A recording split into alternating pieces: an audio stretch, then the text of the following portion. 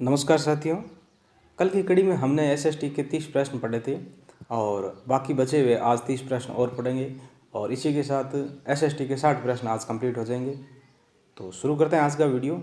शुरू करने से पहले अगर आप हमारे चैनल पर पहली बार पधारे हैं तो प्लीज़ हमारे चैनल को सब्सक्राइब कीजिए और इसको ज़्यादा से ज़्यादा शेयर करें, लाइक करें और प्रत्येक आने वाले वीडियो को कमेंट करें और अधिक से अधिक शेयर करें। तो आज के वीडियो का पहला प्रश्न है, राज्य राजस्थान अपने परिपूर्ण रूप में इस तिथि को सामने आया। यानी राजस्थान अपने परिपूर्ण रूप में किस तिथि को सामने आया? जब एकीकरण हुआ था। तो एकीकरण, अंतिम एकीकरण कब हुआ था? नवंबर 1, 1956 को। यानी 1 नवंबर 1956 को राजस्थान है वो अपने परिपूर्ण रूप अस्तित्व में आ गया था। अगला प्रश्न है, सामाजिक अध्ययन का शिक्षण किया जाता है। सामाजिक अध्ययन शिक्षण किया जाता है। सामाजिक अध्ययन शिक्षण किया जाता है माध्यमिक स्तर पर। ये इसका सही उत्तर है। अगला प्रश्न है, शिक्षा में उद्देश्यों का वर्गीकरण दिया गया है। तो शिक्षा में उद्देश्यों का वर्गीकरण दिया गया है, ये किसके द्वारा दिया गया था? बीएस ब्लूम के द्वारा दिया गया। इसका सही उत्तर होगा बीएस ब्लूम। अगला प्रश्न है, पाठ्यक्रम के क्षेत्र में शामिल है। पाठ्यक्रम के क्षेत्र में विद्यालय की आंतरिक क्रियाएं तथा विद्यालय की बाह्य क्रियाएं दोनों शामिल हैं। विद्यालय की आंतरिक क्रियाएं और विद्यालय की बाह्य क्रियाएं दोनों सम्मिलित की गई है। अगला प्रश्न है, सामाजिक अध्ययन की पाठ्यपुस्तक अनुरूप होनी चाहिए। सामाजिक अध्ययन की पाठ्यपुस्तक जो है वो किसके अनुरूप होनी चाहिए? तो वो विद्यार्थी के अनुरूप होनी चाहिए। जो बच्चा पढ़ता है उसके अनुरूप होनी चाहिए। ये सामाजिक में शिक्षण विधियों से कुछ प्रश्न थे, वो पढ़ रहे हैं। सामाजिक अध्ययन की अध्यापिका कक्षा में चुनाव की क्रमिक प्रक्रिया बता रही है। वह जिस प्रविधि का प्रयोग कर रही है वह है। तो वह कौन सी प्रविधि है जिसका प्रयोग करके सामाजिक अध्ययन की जो अध्यापिका है वो कक्षा में चुनाव प्रक्रिया की क्रमिक है, वो क्रम से प्रक्रिया बता रही है। तो इसका सही उत्तर होगा विकल्प नंबर 2, कथन के रूप से वो प्रक्रिया बता रही है। अगला प्रश्न है, सामाजिक अध्ययन के शिक्षक को बल देना चाहिए। इसका सही उत्तर होगा विकल्प नंबर 2, विद्यार्थियों की सामाजिक मुद्दों के प्रति चिंतन शक्ति के विकास पर। विद्यार्थियों के सामाजिक मुद्दों के प्रति चिंतन शक्ति के विकास पर सामाजिक अध्ययन के शिक्षक को बल देना चाहिए। अगला प्रश्न है, सामाजिक अध्ययन शिक्षण में ऐतिहासिक स्थलों का भ्रमण उपयोगी है। ऐतिहासिक स्थलों का भ्रमण क्यों उपयोगी है? तो इसका सही उत्तर होगा विकल्प नंबर 4, विषय के प्रति रुचि उत्पन्न करने में, विषय वस्तु को बेहतर समझने में और प्रत्येक सूचना प्रदान करने में ये उपयोगी है। अगला प्रश्न है, ब्लूम की पाठ्य योजना आधारित है। ब्लूम की जो पाठ्य योजना है वो किस पर आधारित है? तो इसका सही उत्तर होगा विकल्प नंबर ए, उद्देश्यों पर आधारित होती है। ब्लूम की पाठ्य योजना, बीएस ब्लूम की पाठ्य योजना उद्देश्यों पर आधारित है। अगला प्रश्न है, प्रायोजना एक उद्देश्यपूर्ण कार्य है जो संलग्नता के साथ सामाजिक वातावरण में किया जाता है, यह कथन है। तो इसका सही उत्तर होगा विकल्प नंबर 4, किलपेट्रिक इसका सही उत्तर होगा।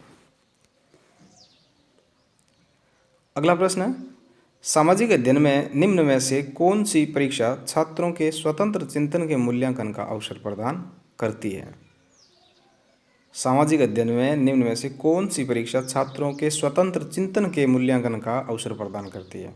अर्थात ऐसी कौन सी परीक्षा है जिससे बच्चा स्वतंत्र रूप से चिंतन करके उसका अपनी स्वतंत्रता के आधार पर मूल्यांकन दे सकता है। अर्थात अपनी सोचने समझने की शक्ति के आधार पर वो उसमें लिख सकता है और उसमें कोई पाबंदी नहीं होती है। प्रश्न के परिस्थिति के अनुसार वो अपना उत्तर दे सकता है। तो इसमें सही उत्तर होगा इसका विकल्प नंबर 2, निबंधात्मक प्रकार की परीक्षा। एक वस्तुनिष्ठ प्रकार की परीक्षा होती है, उसमें हमें 4 विकल्पों में से चयन करना होता है। तो उसमें अपनी स्वतंत्रता नहीं रहती है। जो उसका सही ऑथेंटिक उत्तर होता है वो उसमें हमें देना पड़ता है। लेकिन निबंधात्मक प्रकार की जो परीक्षा होती है उसमें बच्चा अपने स्वतंत्र चिंतन के आधार पर उसका मूल्यांकन कर सकता है। अगला प्रश्न है, निम्नलिखित में से कौन सी रबी की फसल है? तो रबी की फसल आपके सरसों है, वो रबी की फसल है। बाकी मूंगफली, तरबूज, मूंगफली खरीफ की है, जूट आपके ये भी खरीफ की फसल है, और तरबूज है वो जायद फसल है। अगला प्रश्न है, निम्नलिखित में से किस आंतरिक राष्ट्रीय जलमार्ग के द्वारा ब्रह्मपुत्र नदी में सादिया से धुबरी को जोड़ा जाता है? सादिया से धुबरी को कौन सा जलमार्ग है वो जोड़ता है? तो इसका सही उत्तर होगा राष्ट्रीय जलमार्ग संख्या 2। तो इसका सही उत्तर होगा विकल्प नंबर 2। अगला प्रश्न है, 2011 की जनगणना के अनुसार भारत में पुरुष साक्षरता दर कितनी थी? पुरुष साक्षरता दर भारत में कितनी थी? इसका सही उत्तर होगा विकल्प नंबर 1, 82.14% भारत की पुरुष साक्षरता दर थी। विकल्प के अनुसार ये सही था, लेकिन इसमें जो साक्षरता दर थी वो एग्जैक्ट नहीं दी हुई थी। अगला प्रश्न है, भारत में शीतकालीन वर्षा कहाँ से उत्पन्न होने वाले चक्रवातों का परिणाम है? यानी भारत में जो शीतकालीन वर्षा होती है वो कहाँ से उत्पन्न होने वाले चक्रवातों का परिणाम है? तो ये भूमध्य सागर से उत्पन्न होने वाले चक्रवातों का परिणाम है। इसका विकल्प नंबर 4 है वो सही उत्तर होगा। अगला प्रश्न है, सिंधु गंगा के मैदान में जहाँ से आंतरिक प्रवाह पुनः प्रकट होती है स्थानीय रूप से जानी जाती है, तो उसको स्थानीय रूप में तराई प्रदेश नाम से जाना जाता है। किस नाम से? तराई प्रदेश के नाम से जाना जाता है। चलिए अगला प्रश्न है,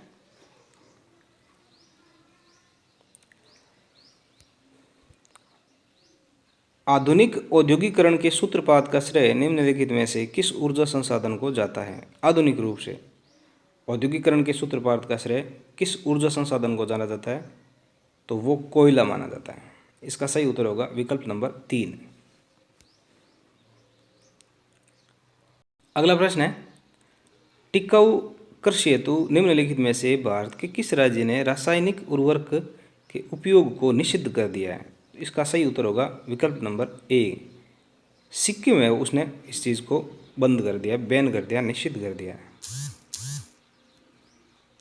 अगला प्रश्न, निम्नलिखित में से किस लोहा इस्पात संयंत्र की स्थापना ब्रिटेन के तकनीकी सहयोग से हुई थी?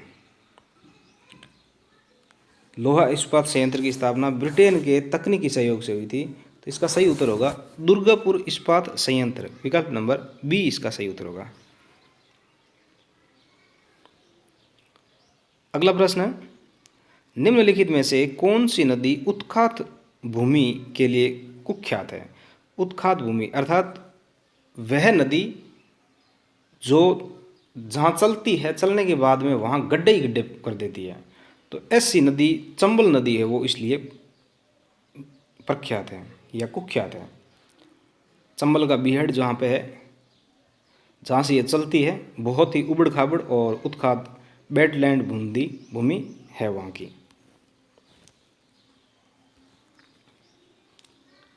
अगला प्रश्न है, याकूत जनजाति का आवास वाच्य स्थान है? इसका सही उत्तर है विकल्प नंबर 4, उत्तरी साइबेरिया। घग्गर का मैदान अवस्थित है? घग्गर का मैदान अवस्थित है गंगानगर और हनुमानगढ़ जिलों में। गंगानगर और हनुमानगढ़ जिलों में घग्गर का मैदान अवस्थित है। अगला प्रश्न, राजस्थान का प्रथम वस्त्र उद्योग स्थापित हुआ था? राजस्थान का प्रथम वस्त्र उद्योग स्थापित हुआ था ब्यावर में, ब्यावर अजमेर के अंदर। अगला है, 2011 की जनगणना के अनुसार निम्नलिखित में से राजस्थान के किस जिले की 10 की जनसंख्या वृद्धि दर न्यूनतम रही? यानी 10 की जो 10 सालों में जनसंख्या की वृद्धि दर होती है वो न्यूनतम किस जिले के अंदर रही थी? तो वो गंगानगर के अंदर रही थी, और सर्वाधिक रही थी आपके बाड़मेर में।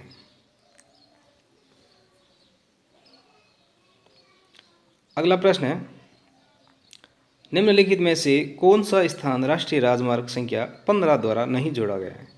तो इसमें बोर्ड ने बोनस दे दिया था, क्योंकि ये राष्ट्रीय राजमार्ग संख्या 15 जैसलमेर से भी जुड़ता है और थोड़ा सा हनुमानगढ़ से भी टच होता है, इसलिए इस प्रश्न में 2 विकल्प सही होने के कारण इसका उत्तर है वो बोनस के माध्यम से तय किया गया। अगला प्रश्न, निम्नलिखित में से राजस्थान में मीठे पानी की सबसे बड़ी मानव निर्मित झील कौन सी है? तो मानव निर्मित झील की जब बात आती है तो वो राजस्थान के अंदर मीठे पानी की एक सर्वाधिक महत्वपूर्ण झील मानी जाती है। उसका नाम है जयसमंद, जो उदयपुर के अंदर स्थित है। जयसमंद झील है वो मानव द्वारा निर्मित राजस्थान की मीठे पानी की सबसे बड़ी झील मानी जाती है। राजसमंद में ही है। अगला है, विष्णु के भक्त कहलाते थे, विष्णु के भक्त आलवार कहलाते थे। इसका सही उत्तर होगा विकल्प नंबर 3, नैनार जोते शिव के भक्त कहलाते हैं। अगला प्रश्न, निम्नलिखित में से किस स्रोत में प्राचीन भारत के 16 महाजनपदों का उल्लेख है? प्राचीन भारत के 16 महाजनपदों का उल्लेख किस में दिया गया है? तो इसका सही उत्तर होगा अंगुत्तर निकाय के अंतर्गत इन प्राचीन 16 जनपदों का महाजनपदों का उल्लेख किया गया है अंगुत्तर निकाय में। इसका सही उत्तर होगा विकल्प नंबर 1।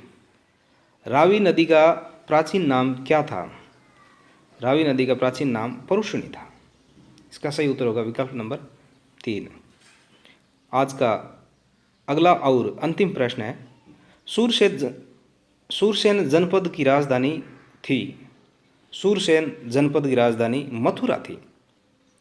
सूरसेन जनपद की राजधानी मथुरा थी और इस प्रश्न का उत्तर विकल्प नंबर ए है वो सही होगा। तो हमने एसएसटी के 60 प्रश्नों को कंप्लीट कर लिया। आज के वीडियो में 30 प्रश्न थे और कल का वीडियो था उसको भी जाकर के आप ज़रूर देखें। और उससे पहले मनोविज्ञान के 30 प्रश्न थे, वो भी अपलोड कर दिए गए। हिंदी व्याकरण के भाषा प्रथम और भाषा सेकंड के रूप में जो प्रयुक्त हुई थी उनके भी 15-15 प्रश्न व्याकरण के और 15-15 प्रश्न शिक्षण विधियों के अपलोड कर दिए गए हैं। आज ये अपना 7वां वीडियो है और आगे आने वाले वीडियो में बेहतर कंटेंट लेकर आऊँगा मैं। और इसी तरह की नई वीडियो प्राप्त करने के लिए इस चैनल को ज़रूर सब्सक्राइब करें और सब्सक्राइब करने के बाद में पास में बनी बेल आइकन ज़रूर प्रेस करें ताकि प्रत्येक वीडियो का नोटिफिकेशन आपको प्राप्त हो सके। मिलते हैं अगले वीडियो में, तब तक के लिए नमस्कार, जय हिंद।